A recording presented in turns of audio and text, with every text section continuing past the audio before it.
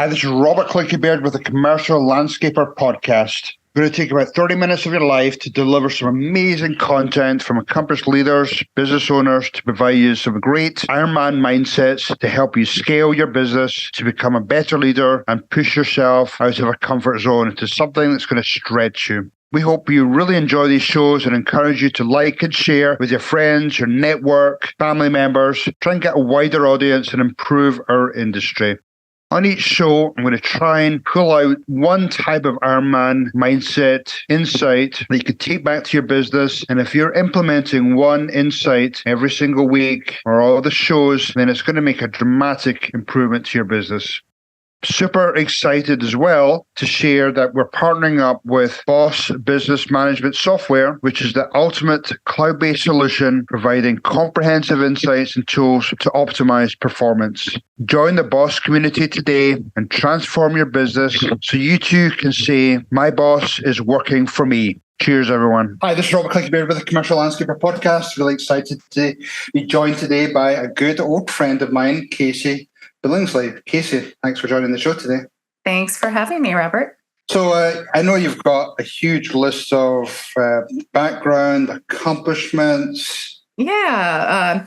It's in my blood. I would have been the third generation citrus grower in Arizona and Southern California, but I took the horticulture route at Arizona State and emphasized in urban horticulture. And right out of school, I worked for a great chemical distributor, really got me into the industry, into the green industry, into the Arizona market. And from there, I was able to make great contacts. I still have those contacts. Over the years, I've had experience with various different landscape, both on the residential, commercial landscape side, as well as tree care companies. And then eventually, about 15 years ago, I wanted to go out on my own, started a horticultural consulting company. Now we have a great team of consultants that service the Arizona market and hopefully in the future beyond. We really specialize in top-notch science-based horticultural consulting. We're advising landscape teams and tree care companies and property owners on best management practices. And with our collective experience, we hope to make a big difference in our industry by raising the bar on the quality of landscape that the end user is receiving. So when you talk about residential, who typically uses your services? Is it like tract homes? Is it sort of more medium, higher end type homes that are interested in investing in landscaping, horticulture? Yeah, so we do a little bit of everything, but our main focus is the high-end or luxury home market. People that have high expectations of what their garden looks like and the productivity of their plants. Sometimes that goes into crops. A lot of people now have backyard orchards and gardens. We have two different divisions, or two different services. We have the diagnostic side, which we do both commercial and residential, diagnosing what's wrong with my plants or troubleshooting water management issues. But then we also do landscape oversight. And what that is going to the property on a regular basis, making punch lists, keeping track of progress of those tasks to help the landscape company keep on task and keep on track. So they're having less fires to put out because we're catching them early, or we're making those recommendations on seasonal things that should get done and plan for them, as opposed to, oh no, we should have fertilized a month ago. Now we have yellowing plants. And we also do the commercial and the HOA side of it too. But I would say the residential is more on the luxury home market. I suppose the question that comes to mind is, why are landscape companies not doing this? Is it because? Yeah, absolutely. A lot of times we're brought in when we have a great landscape team that takes care of the mowing and the blowing and the trimming, shaping, planting of flowers, overseeding our lawns. But it's really easy for these landscapers to get caught up in the day-to-day tasks and forget to plan for the future of plant nutrition or what needs to happen. And so we're there to work side by side. We're not dictating what they should be doing, but we work really closely with our landscapers to make sure they are not cutting the grass correctly, but cutting the grass correctly for that type of Bermuda grass species.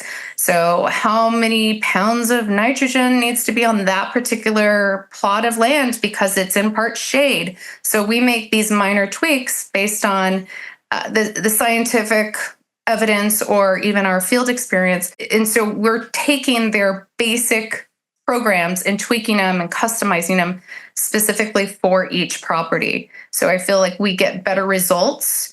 And again, the landscaper, the property manager, they're putting out less fires because we're catching things early on. So I'm assuming that includes things like, soil tests and bringing in different type of equipment just to do some of that additional testing, which you're right. I mean, a lot of landscape companies will come and, they're rushing from job to job, so they're not necessarily able to sort of do that deeper dive. So, talk through, I suppose, a typical issue that comes up that you come in and do your analysis. Yeah, absolutely.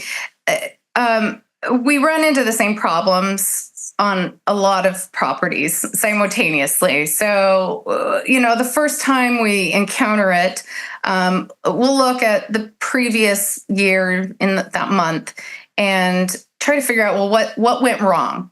And that might involve soil testing. That might involve tissue sampling, taking a look at the rates that were applied on fertilizer or chemicals, just to see what went wrong, and then figure out, based on those lab samples, what can we do to correct it. So I'd like to say we're problem solvers, and you hire us for the solutions. And whatever that solution may be, it may not be something we can do, but we can find a vendor to solve that problem. One of the things that I feel most proud of is vetting contractors or other vendors for our clients to use. So we have this great book of referrals ready to go for our clients. So when there is that problem, we can jump on it, find the right person to address it, and solve it quickly. I think even we talked offline that even can extend to non-landscape issues. You've got a nice little book of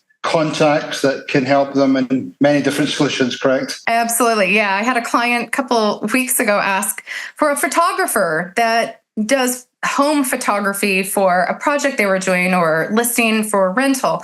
And of course, I went there in my contact book and found someone that did exactly that, or reached out to another person who I knew had the right contact. So it's really about finding those great people that can give you, either if you don't have the referral available, finding the best person to make that event or solution happen. Not only you're the expert, but you're also a connector and a solution provider, which is great.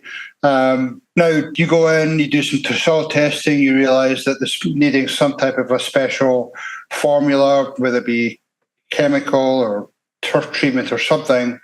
Now, do you typically provide that feedback to the contractor and then hope that they do the work? Or are you going in and doing some of that self-performing? Or are you sort of finding, I suppose, a tested vendor that will do things right? How does that work? Because there must be some scenarios where the contractor probably feels attacked is the wrong word, but just... undermined. Yeah, undermined maybe. That's a good word. Absolutely. Well, so every client, every property is a unique situation. We don't have blanket programs or, a solution for every property. Everything is customized. So some properties want us to manage everything. So we hire the tree care person, whoever's doing the pruning, whoever's doing the deep root fertilization, or PGR, the plant growth regulator, to the trees that are under the power line. So some clients want us to manage everything. They want to have hands-off approach to their landscape. So we manage everything, including finding if we have a root that's lifting a paver and it's not really something the landscaping crew does, we find someone who can go in there, shave down the root, and lay the paver back correctly. But other properties have us just as a backup. Hey, just give us a seasonal, make sure our landscaper's doing a good job. So we go in there and do a light assessment how are they performing, and give them a set of recommendations for improving the quality of their landscape maintenance. So it really depends. Everything that we do is customized based on the needs of our client and what our recommendations are to get to the goal. Everyone has different goals and everyone has different expectations of what they get for their money when it comes to landscaping. No, I love that idea around, working with builders, doing that almost like that independent site inspection piece, because there must be some really nice advantages there where they're able to go back to either the residents or tenants, whatever that case may be, and show that they've hired someone like your company to be that independent accountability partner. Yeah, actually, we run into this a lot where a landscaper will bring us in as a third-party expert opinion on a matter. And so we would be that third party to report on whatever the situation is, to back up that landscaper. But also a lot of our landscape companies also put in their contracts, we have a professional horticulturist on our team that can address issues as needed. And that helps differentiate or maybe gives them an edge from their competition on why a homeowner or an HOA should hire them. Why are our landscape companies just don't have that skill set on their team? Is it they have too many jobs and they just run ragged?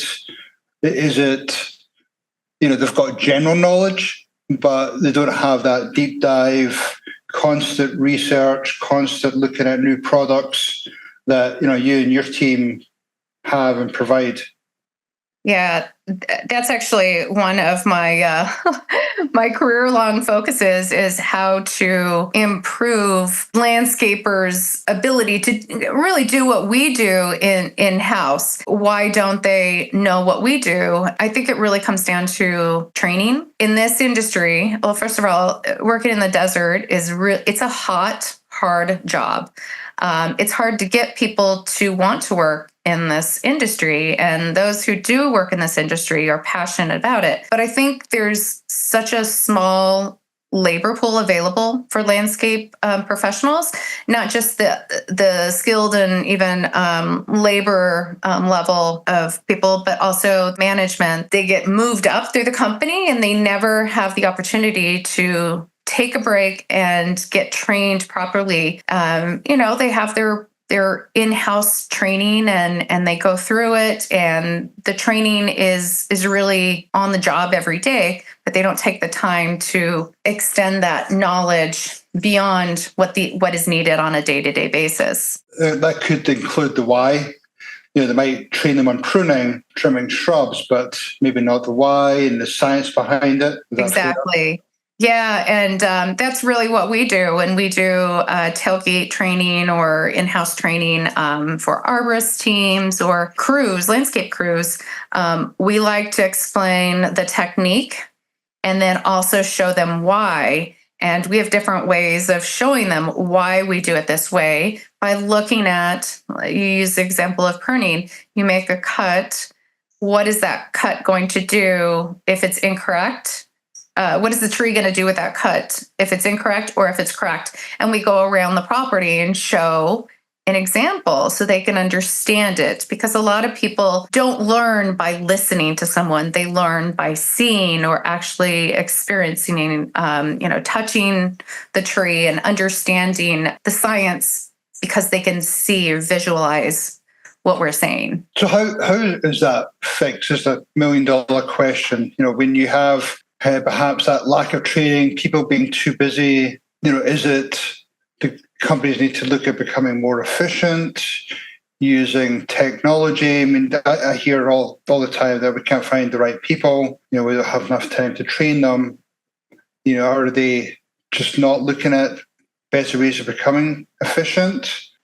Any words of wisdom there? Yeah, I mean, if I could figure that out, I think that, I think everybody gets busy, and training and education just gets put on the back burner. 15 years ago during the economic downturn, our local association, the classes were full.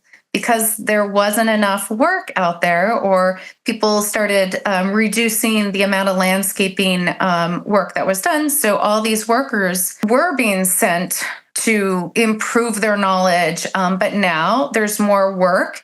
There's not enough companies, not enough laborers to do the work. And so training gets put on the back burner because the work needs to get done. Yeah, no, I agree 100%. What when you think about, you're working outside, you're working with plants, working with trees. I mean, it just seems like an ideal job to attract people into the industry.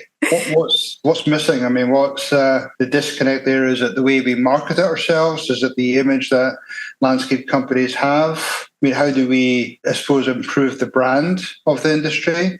And then along with that, give them the right training to produce more and more experts in the field? First of all, especially in the southwestern region, there's not a lot of respect for the landscaper, the landscaping professional. There's a big difference between someone with a pickup truck and a mower and someone with a new shiny truck with all the proper tools.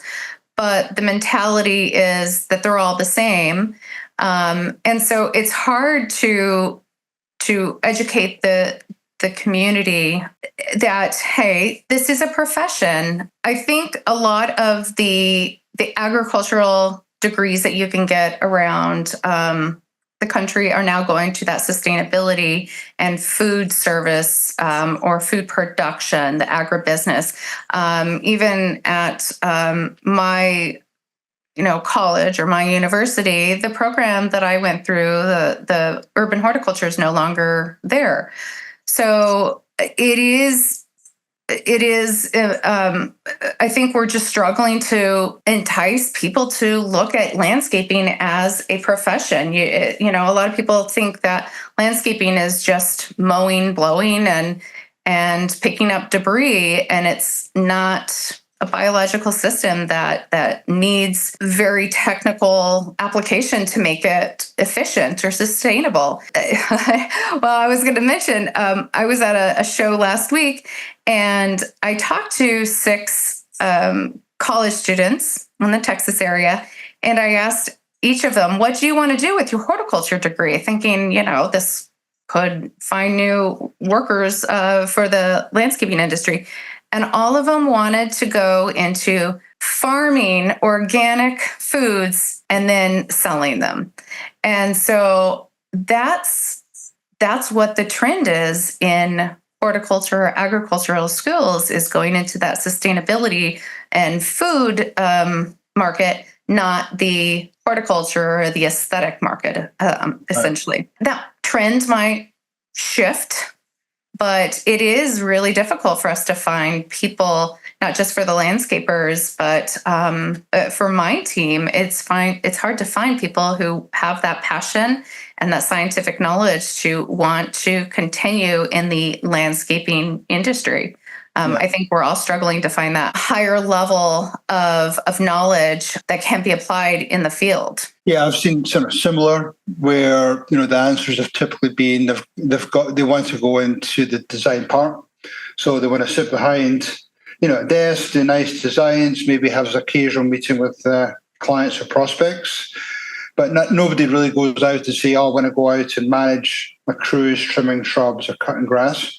Now, I did have a conversation this morning with someone, and I suppose there is a chance that we can attract different or maybe younger talent in through the technology side. It doesn't necessarily address the concerns you're bringing up, but we've got AI, we've got robotics, we've got battery-powered stuff. We have all the data coming from software programs, GPS, all that type of thing, and all the dots need to be matched there. But so I think there's some potential there, but it still leaves that gap on the expertise, the science piece of it, which nobody really talks about. Yeah, it is. It is we're talking about a biological ecosystem, essentially, with living things, and you can't, it's really hard to control all of the environment. And so you have to adapt how you manage those those biological systems. And you need to have a good scientific, background for that. Critical thinking is really important. And so those are all skills that is needed or are needed for these landscaping companies to be successful. But again, I don't think they're finding the right candidates from the 4-year universities or even 2-year universities. I don't know where else might be attractive or where else we might find people that might be interested in the aesthetics part of landscape. Now, I know, we've talked offline about, it's a great segue into where you're going, where your company's going.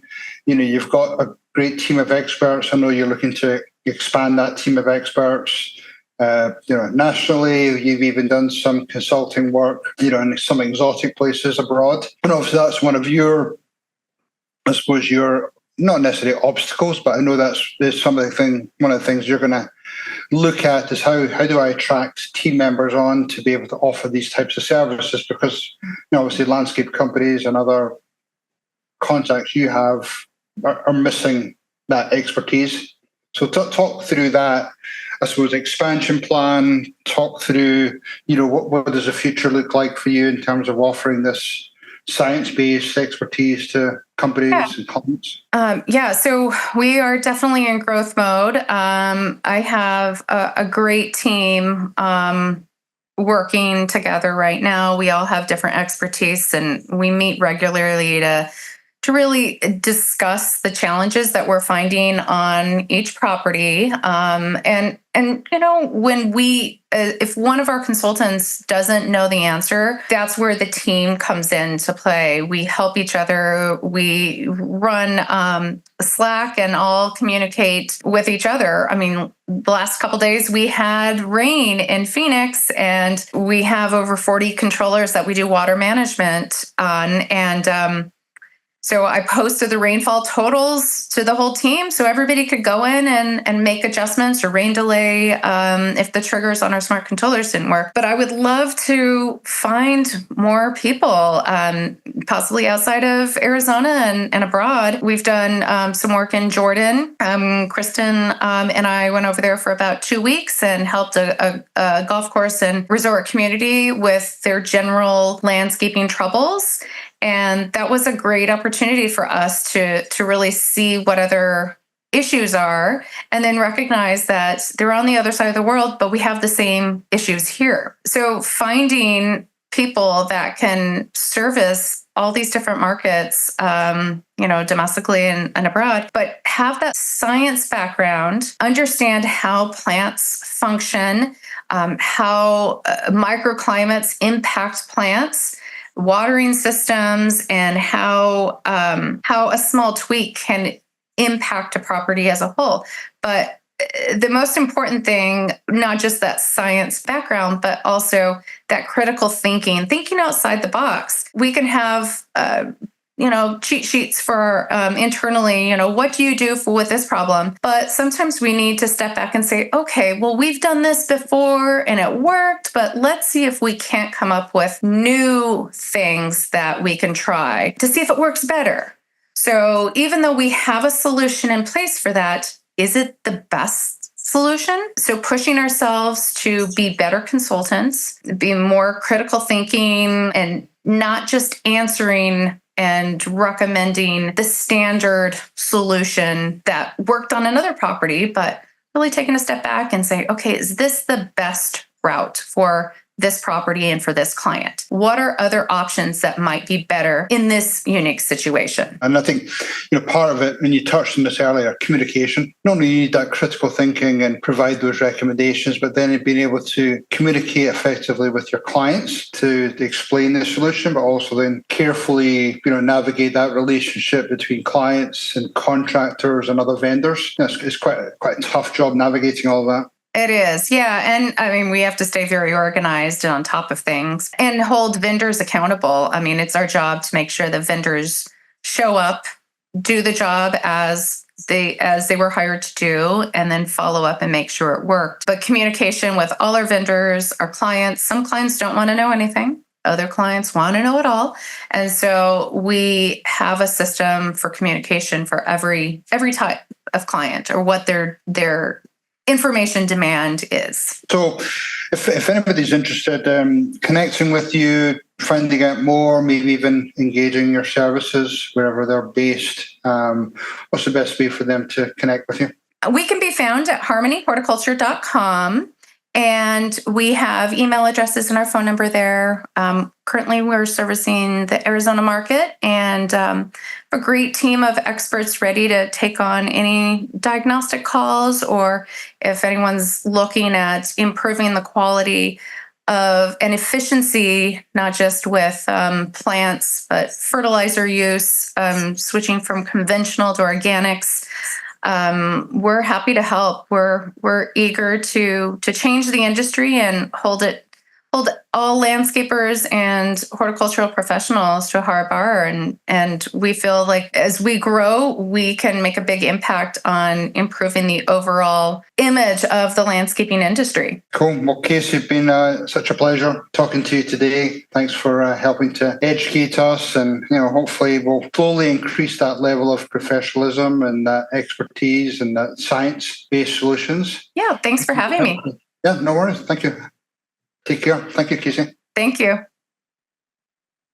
Hopefully that was pure dead brilliant for you today, and you got some great Ironman mindset takeaways for your business or your leadership role. This is Robert Clickybeard. Love to get you, your friends, your employees to join us in our future journey. So please subscribe to your various podcast channels. Visit our website, commerciallandscaper.com or wilson-360.com. You could check out our digital courses. You could check out peer groups, coaching, my book, Ironman Mindset for Entrepreneurs. And we just want you to have a pure, dead, brilliant day. And finally, thanks again to Boss Business Management Software, which is the ultimate cloud-based solution providing comprehensive insights and tools to optimize performance. Join the Boss community today and transform your business so you too can say, my boss is working for me. Cheers, everyone.